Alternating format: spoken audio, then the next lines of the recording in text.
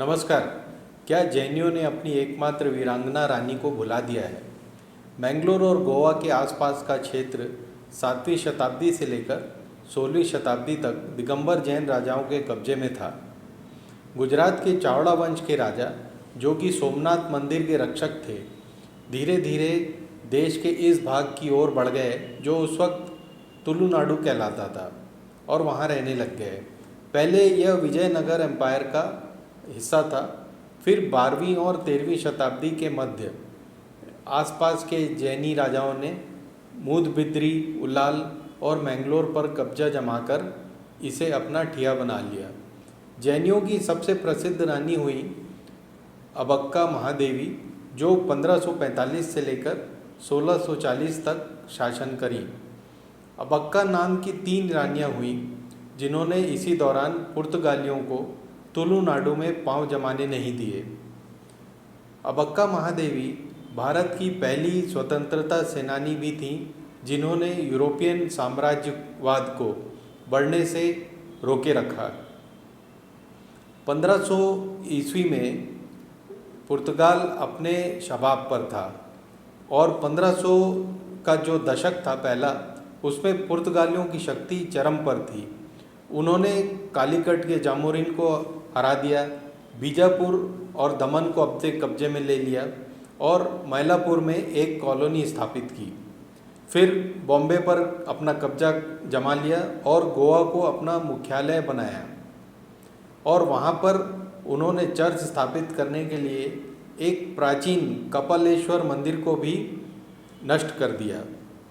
उनका अगला लक्ष्य बना मैंगलोर, क्योंकि वो एक बहुत बड़ा बंदरगाह था उस ज़माने में और वो फिर मैंगलोर की ओर चल पड़े। लेकिन उन्हें क्या पता था कि मैंगलोर से महज 15 किलोमीटर की दूरी पर उल्लाल में एक छोटी सी प्रिंसिपैलिटी की रानी 30 वर्षीय अबक्का चौटा रहती थी। अबक्का चौटा ने उनका जमकर मुकाबला किया और शुरुआत में पुर्तगालियों ने जो उन्हें हल्के में लिया था और एक छोटी सी टुकड़ी भेजी थी, उसको रानी ने पूरी तरह से नष्ट कर दिया। सारे के सारे पुर्तगाली मारे गए। पुर्तगालियों ने फिर अपने एडमिरल डोम सिल्वेरा को एक बड़े समुद्री बेड़े के साथ मैंगलोर भेजा। रानी ने उन्हें भी खदेड़ दिया और फिर पुर्तगालियों ने बहुत बड़ी सेना के साथ फाइनली मैंगलोर और उलाल पर कब्जा जमाया। उन्होंने मैंगलोर पर रहते हुए सोचा कि शायद उलाल को वो वहीं से ही कब्जे में ले लेंगे, लेकिन अबक्का ने एक बढ़िया चाल चली। वो अपने 200 मुस्लिम मछुआरे सैनिकों के साथ एक मस्जिद में छिप गई और फिर उसने रात को जनरल पिक्सोटी की सेना पर हमला कर दिया, जहाँ पर उसने पिक्सोटो को तो मारा ही, साथ में 70 पुर्तगालियों को बंदी बना लिया। रानी अबक्का सिर्फ यहीं नहीं रुकी।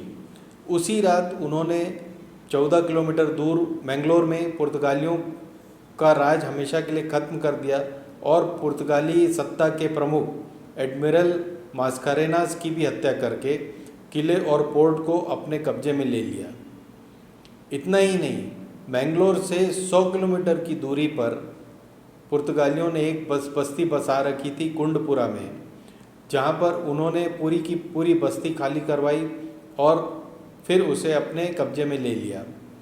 परंतु कुछ समय बाद दुर्भाग्यवश रानी अबक्का देवी के पति ने उन्हें धोखा दे दिया और पुर्तगालियों से जा मिले, जिसकी वजह से पुर्तगालियों ने फाइनली उन्हें बंदी बना लिया और गोवा के किले में कैद कर दिया।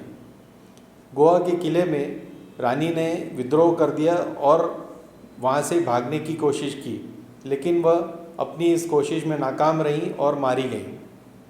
रानी अबक्का 1857 के स्वतंत्रता संग्राम से 300 वर्ष पहले उन्होंने पुर्तगाली साम्राज्यवाद को अपने पहले ही चरण में रोक दिया था, लेकिन आज उस रानी का कोई नाम लेवा नहीं है भारत में और हमने उनके नाम पर एक डाक टिकट जारी करके 2012 में अपने कर्तव्य की इतिश्री कर ली है।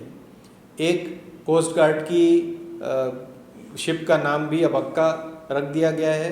लेकिन एक ज़माने में मिडल ईस्ट और ईरान और स्पेन तक रानी अबक्का की मशहूरियत थी और यूरोप में अबक्का के नाम के चर्चे थे।